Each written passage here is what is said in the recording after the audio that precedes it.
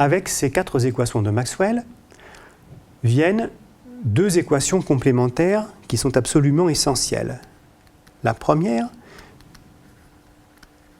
E égale moins gradient de V moins dA sur dt. La seconde, B égale rotationnel de A. Font apparaître ce qu'on appelle des potentiels, et donc relient le potentiel à son champ de vecteur. V est un potentiel scalaire. C'est le potentiel électrique. Il se mesure en volts. A est ce qu'on appelle le potentiel vecteur, dont dérive le champ magnétique. Il va se mesurer en Tesla mètre. Il existe une quantité complémentaire, vous voyez, moins dA sur dt. Cette quantité-là s'appelle le champ électromoteur,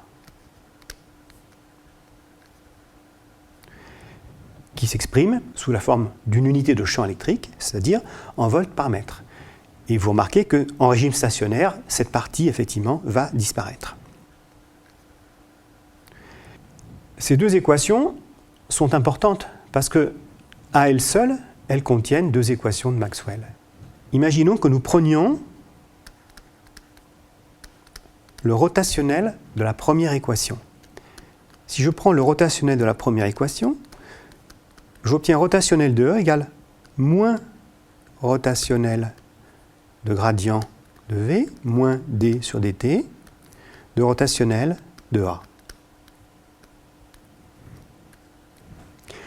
Ça, c'est égal à 0, parce que le rotationnel d'un gradient est toujours nul. Et ça, c'est le champ magnétique, B. Autrement dit, j'obtiens l'équation de Maxwell-Faraday. Donc, il y a équivalence entre ces équations.